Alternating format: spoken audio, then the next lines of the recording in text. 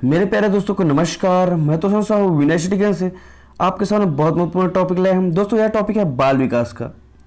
जी हाँ दोस्तों, बाल विकास का टॉपिक है और बहुत ही महत्वपूर्ण होने वाला है। यह 20 क्वेश्चन तो जरूर रहेगा, लेकिन आपको 200 क्वेश्चन का आंसर मिलेगा। जी हाँ दोस्तों, 200 क्वेश्चन का आंसर मिलेगा। वह कैसे मिलेगा, वीडियो पूरा देखने के बाद आपको पता चल जाएगा। दोस्तों अगर आप हमारे चैनल पर नए हैं तो चैनल को सब्सक्राइब करें, लाइक करें, शेयर करें और बेल आइकन को दबाना ना भूलिएगा।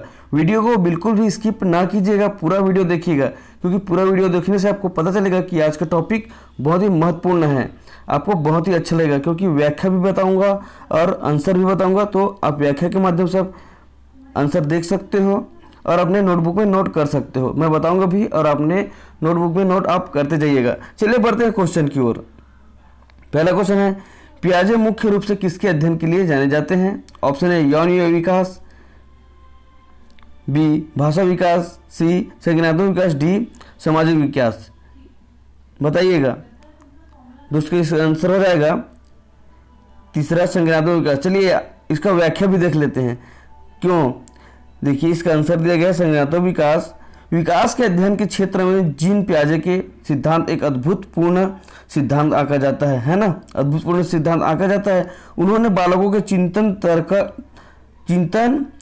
तर्कना के विकास जैविक तथा संरचना तत्वों पर बल डालते हैं। देखिए आपको पूछ दिया जाएगा कि किस किस पर बल डालते हैं, तो आप बोल सकते हो कि जैविक और संरचना तत्वों पर बल डालते हैं, बता सकते हो। संज्ञानात्मक विकास की व्याख्या की है, क्या डालते हुए क्या है संज्ञानात्मक विकास की व्याख्या की है। इसके अंतर्गत उन्होंने अनुकूल, समय धारण, संरक्षण, संज्ञानात्मक संरचना आदि की क्या है व्याख्या किया है ना। आपको पूछा भी जा सकता है किस किस का व्याख्या किया गया है, तो आपके पास पॉइंट रहेगा, ये चारों पॉइंट आपके पास रहेगा। चलिए आगे बढ़ते हैं दोस्तों नेक्स्ट क्वेश्चन के साथ। जब मानव शरीर के एक भाग को दिए गए प्रशिक्षण का अंतरण दूसरे भाग में होता है तो इसे कहते हैं, क्या कहते हैं? ऑप्शन है क्षैतिज अंतरण, दूसरा है ऊर्ध्वाधर अंतरण, तीसरा द्विपार्श्विक अंतरण, चौथा उपरोक्त में से कोई नहीं। चलिए इसका आंसर क्या होगा दोस्तों, अगर आपको पता जरूर कमेंट बॉक्स में कमेंट कीजिए। इसका आंसर हो जाएगा द्विपार्श्विक अंतरण। अब चलिए क्यों होगा द्विपार्श्विक अंतरण, इसको देखते हैं। यहाँ पर दिया गया आंसर द्विपार्श्विक अंतरण। यह व्रास शिक्षा मानव शरीर के दो सामान्य पार्श्वों की भाग हैं। कौन कौन से हैं? दाएं और बाएं। को कितने भाग है? 2 भाग है। आपको पूछा भी जा सकता है कितने भाग है पार्श्विक भाग, तो आप बता सकते हो बाएं और तथा दाएं।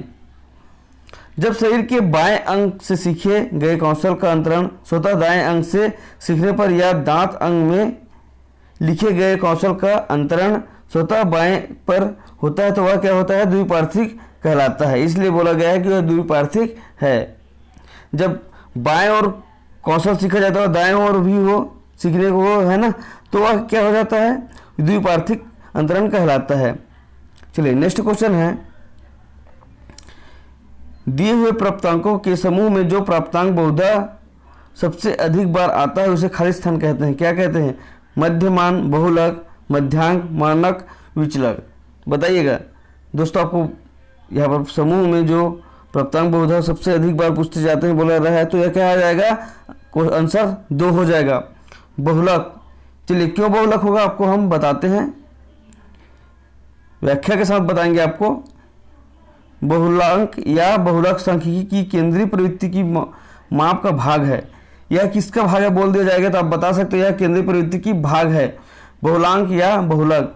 जिसे मध्य, मध्यिका व बहुलक भी आता है। कौन कौन सा आता है? मध्य, मध्यिका और बहुलक भी आता है। प्राप्तांकों में जिस प्राप्तांक की आवृत्ति सबसे अधिक होती है उस बहुलक उसे क्या कहते हैं? बहुलक कहते हैं। देखो अब यहाँ पर पूछ दिया जाएगा कि बहुलक किसे कहते हैं, यहाँ पर आपको ऑप्शन दे दिया जाएगा, तो आप बता सकते हो कि प्राप्तांक की आवृत्ति सबसे अधिक होती है उसे बहुलक बोलते हैं, है ना। इसे निम्न सूत्र या इसका सूत्र भी है 3 मीडियन -2 मेन कोष्टक 3 मेन -1 1 1, इससे कुछ नहीं मतलब 1 है सामने में, तो m कर सकते हो आप। इस प्रकार आपका व्याख्या भी हो गया। तो इसमें आपको 4 से 5 क्वेश्चन आपको मिल जाएंगे, आप ध्यान से पढ़िए और सुनते रहिएगा। चलिए नेक्स्ट क्वेश्चन है, क्रिया प्रसूत अनुकूलन सिद्धांत का प्रतिपादन खाली स्थान ने किया है। Skinner, Pavlova, Thorndike, Kohler. बताइएगा इसका आंसर क्या होगा दोस्तों? इसका आंसर हो जाएगा स्किनर। और चलिए और बढ़ते हैं आगे और देखते हैं कि कौन कौन ने क्या क्या सिद्धांत प्रतिपादित किया है। देखिए यहाँ पर स्किनर द्वारा क्रिया प्रसूत अनुकूलन सिद्धांत का प्रतिपादन किया गया है। यहाँ पर स्किनर का क्रिया प्रसूत है, उन्होंने चूहों पर प्रयोग कर सीखने का सिद्धांत दिया था। आपको पूछ दिया जाएगा कि चूहों पर खोज किसने किया, या स्किनर ने कौन से जीव पर खोज किया, तो आप बता सकते हो वह चूहों पर किया गया है। कौन किया गया है? स्किनर ने किया गया है। इसी प्रकार पावलोवा किस पर किया है? क्लासिको अनुबंध सिद्धांत। देखिए पावलोवा किस पर किया गया है? क्लासिको अनुबंध सिद्धांत। दोस्तों मैं बार बार बोल रहा हूँ कि अपने नोटबुक निकाल लीजिएगा और नोट करते जाइएगा, यह बहुत इंपॉर्टेंट है, जो क्वेश्चन में आएगा ही आएगा आपका। जो करते कुत्तों पर प्रयोग किया है, पावलोवा ने किस पर प्रयोग किया है? कुत्ते पर प्रयोग किया है। और थॉर्नडाइक ने किस पर किया है? बिल्ली पर किए गए। प्रयास एवं त्रुटि का सिद्धांत है। थॉर्नडाइक का क्या है? प्रयास और त्रुटि का सिद्धांत है। आप प्रयास करोगे तो गलती होगा। यह किसका सिद्धांत है? थॉर्नडाइक का सिद्धांत है। कोहलर का क्या है? देखिए कोहलर का क्या है? सूच का सिद्धांत। इसने किस पर प्रयोग किया है? बंदर पर प्रयोग किया है। कोहलर का सूच का सिद्धांत है। दोस्तों आप जरूर नोटबुक निकाल लीजिएगा, बहुत इंपॉर्टेंट क्वेश्चन है। इसमें आपको 10 क्वेश्चन मिलेगा, 10 आंसर भी मिलेगा। चलिए नेक्स्ट क्वेश्चन है, अल्बर्ट बंडूरा निम्न में से किस सिद्धांत से संबंधित है? ऑप्शन ए व्यवहारात्मक सिद्धांत, बी सामाजिक अधिगम सिद्धांत, सी विकास का संज्ञानात्मक सिद्धांत, डी विकास का मनोसामाजिक सिद्धांत। बताइएगा अल्बर्ट बंडूरा किस सिद्धांत का संबंधित है? दोस्तों इसका आंसर हो जाएगा सामाजिक अधिगम का सिद्धांत। चलिए इसका व्याख्या भी देख लेते हैं। सामाजिक अधिगम सिद्धांत को बंडूरा कब किया है? दिया है 1969 से 71 में दिया गया है ना। आपको पूछ दिया जाएगा कब दिया गया, तो आप बता सकते हो 1969 से 71 में दिया गया है। यह व्यवहार रूपांतरण के नियमों तथा संज्ञानात्मक मनोविज्ञान का संतुलन संश्लेषण है। आपको पूछ दिया जाएगा व्यवहार स्वरूपांतरण के नियमों तथा संज्ञानात्मक विकार जो है ना, यहाँ पर मनोविज्ञान का संतुलन आपको बता सकते हो आप। चलिए नेक्स्ट क्वेश्चन है, मानसिक आयु का प्रत्यय दिया था स्टर्न ने, विनेस साइमन ने, टर्मन ने, सिरिल बर्ड ने। इसका आंसर क्या होगा दोस्तों? मानसिक आयु का प्रत्यय दिया था, किसने दिया था प्रत्यय? इसका आंसर हो जाएगा विनेस साइमन ने। चलिए इसकी व्याख्या भी देख लेते हैं। मानसिक आयु एक दूसरे की तरह आयु है। क्या बोल रहा है? एक दूसरे की तरह आयु है ना, जिसका प्रयोग बुद्धि मापने में मनोवैज्ञानिकों ने अधिक किया है। किसके लिए किया जाता है? मानसिक आयु का बुद्धि मापने के लिए, है ना। इस संप्रत्यय का प्रतिपादन बिने तथा साइमन ने किया था। आपको पूछ दिया जाएगा किस किस ने किया था, तो आप बता सकते हैं बिने और साइमन ने किया था। तथाधिक आयु से तात्पर्य व्यक्ति के जन्म से लेकर आज तक की आयु से होता है। देखिए तथाधिक आयु से तात्पर्य क्या होता है? जन्म से लेकर आज तक की आयु से होता है, जबकि मानसिक आयु उनकी बुद्धि लब्धि होती है। अब देखिए मानसिक आयु क्या होती है? उसकी बुद्धि लब्धि होती है। बहुबुद्धि लब्धि मानसिक आयु 100 है। ठीक है, चलिए नेक्स्ट क्वेश्चन है, निम्नलिखित में से कौन सा सीखने का नियम नहीं है? तनाव का नियम, तत्परता का नियम, प्रभाव का नियम, अभ्यास का नियम।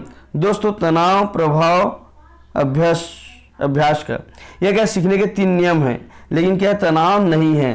तनाव से कोई सीखने का नियम नहीं मिलता। आंसर क्या हो जाएगा दोस्तों? आंसर हो जाएगा ए, तनाव का नियम। चलिए इसकी व्याख्या भी देख लेते हैं। तनाव का नियम अन्य 3 तत्परता का नियम, प्रभाव का नियम तथा अभ्यास का नियम है। अधिगम के नियम है जिसे थॉर्नडाइक ने अपने प्रयास व त्रुटि के अधिगम के सिद्धांत में दिया था। देखिए यहाँ पर बोला गया है सीखने का नियम नहीं है बोला गया, तो आप नहीं लगाओगे। ठीक है, चलिए नेक्स्ट क्वेश्चन है, खालिस्तान संबंध प्रतिक्रिया सिद्धांत में पावलोवा ने प्रयोग किया कुत्ते पर, बिल्ली पर, बंदर पर, चूहे पर। आपको पिछले क्वेश्चन में बताया था दोस्तों, इसका आंसर हो जाएगा पावलोवा ने किस पर किया था? कुत्ते पर किया था। कुत्ते पर पावलोवा ने द्वारा अधिगम के क्लासिकी अनुबंध का प्रतिपादन किया है। किसका अनुबंध का प्रतिपादन किया गया है? क्लासिकी अनुबंध का, जिसमें उन्होंने कुत्ते का प्रयोग किया था। बिल्ली पर थॉर्नडाइक द्वारा, चूहों पर स्किनर द्वारा एवं बंदर पर कोहलर एवं कोप्फा ने प्रयोग किया। यहाँ पर कोप्फा नया नाम आ रहा है, तो अब इसको भी नोटबुक में नोट कीजिएगा। इस प्रकार आपको व्याख्या के साथ साथ हम आज पढ़ा रहे हैं। दोस्तों यह वीडियो कैसा लग रहा है जरूर कमेंट बॉक्स में कमेंट कीजिएगा। चलिए नेक्स्ट क्वेश्चन है, सूज द्वारा सीखने के सिद्धांत का प्रतिपादन किया है कोहलर, थॉर्नडाइक, पावलोवा, वुडवर्थ। इसको भी बता दिया गया है, आप जरूर बताइएगा इसका भी। इसका आंसर हो जाएगा कोहलर ने।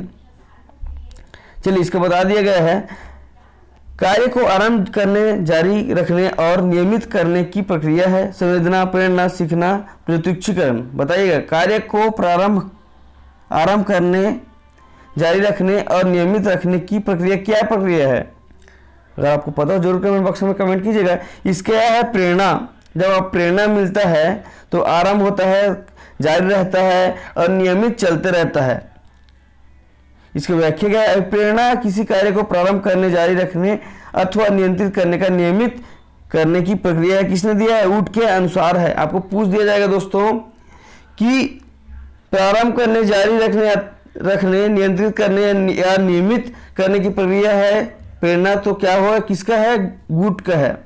चलिए नेक्स्ट क्वेश्चन है, विस्मृति कम करने का उपाय। बताइएगा, विस्मृति कम करने का उपाय। ऑप्शन ए, सीखने की त्रुटिपूर्ण विधि। बी, सीखने में कमी। सी, पाठ की पुनरावृत्ति। डी, स्मरण करने में कम ध्यान देना। बताइए इसका आंसर क्या होगा दोस्तों? इसका आंसर क्या होगा जरूर बताएं कमेंट बॉक्स में।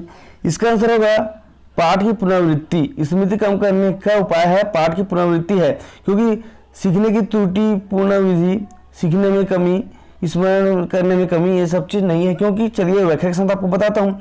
पाठ की पुनरावृत्ति स्मरण स्मृति का एक नकारात्मक या ऋणात्मक पक्ष है ना? क्या है? पाठ की पुनरावृत्ति क्या है? नकारात्मक और ऋणात्मक पक्ष है। गेलडार्ड 1963 के स्मरण के अनुसार नकारात्मक धारणा माना गया है। किसके अनुसार माना गया? गेलडार्ड के अनुसार। कब? 1963 में माना गया है। इस प्रकार पाठ की पुनरावृत्ति द्वारा ही धारणा को बढ़ाया जा सकता है और स्मृति को कम किया जा सकता है। चलिए नेक्स्ट क्वेश्चन है, क्रोध व भय प्रकार है संवेग का, प्रेरणा का, परिकल्पना का, मूल प्रवृत्ति का। बताइए दोस्तों किसका है? इसका आंसर हो जाएगा संवेग का। क्रोध व भय प्रकार है, संवेग का प्रकार है, क्योंकि संवेग जो है, क्रोध व भय संवेग के प्रकार है। मैकडूगल द्वारा इसी प्रकार 14 संयोगों की व्याख्या की गई है। कितने संयोगों की व्याख्या की गई है? 14 संयोगों की व्याख्या की है। किसके द्वारा? मैकडूगल के द्वारा, है ना। संवेग एक जटिल अवस्था होती है जिसमें कुछ आंगिक प्रक्रियाएं हैं। देखिए क्या है? जटिल प्रक्रिया है, आंगिक क्रिया है। कौन कौन से? हृदय की गति में परिवर्तन, रक्तचाप में परिवर्तन, सांस की गति में परिवर्तन, इसके अलावा बाहरी अंगों में क्या है? परिवर्तन होता है। किसके द्वारा होता है? क्रोध और भय के द्वारा। ठीक है, इसे अपने नोटबुक में नोट कीजिएगा। बहुत मेहनत की है दोस्तों आपके लिए, इस टॉपिक के लिए। चलिए आगे बढ़ते हैं। दूसरे व्यक्ति के व्यायाम व्यवहार की नकल है अनुकरण, सीखना, कल्पना, चिंतन। बताइएगा इसका आंसर हो जाएगा दोस्तों, दूसरे व्यक्ति के व्यवहार का जो नकल करते हैं हम, तो उसको क्या करते हैं? उससे सीखते हैं, है ना। तो उसको क्या करते हैं? अनुकरण करते हैं। अनुकरण करते हैं, जैसे कि कोई एक्टर है तो एक्टर का आवाज़ निकालता है, कोई खिलाड़ी तो खिलाड़ी जैसे खेलने की कोशिश करता है, कोई कॉमेडियन है तो कॉमेडियन बनना, उसका अनुकरण करता है, उसका आवाज़ निकालना, ये सब क्या है? अनुकरण है। तो दूसरे व्यक्ति के व्यवहार क्या करता है? वो अनुकरण करता है।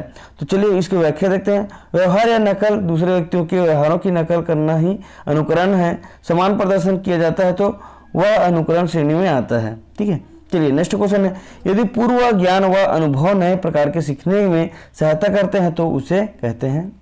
देखिए पूर्व ज्ञान व अनुभव बोला गया है, तो इसे क्या कहते हैं? पहला सकारात्मक प्रशिक्षण स्थानांतरण, दूसरा नकारात्मक प्रशिक्षण स्थानांतरण, तीसरा प्रशिक्षण स्थानांतरण, चौथा सीखना। यहाँ पर एक बार क्वेश्चन को ध्यान सुनिएगा। पूर्व ज्ञान व अनुभव के नए प्रकार के सीखने में सहायता करते हैं।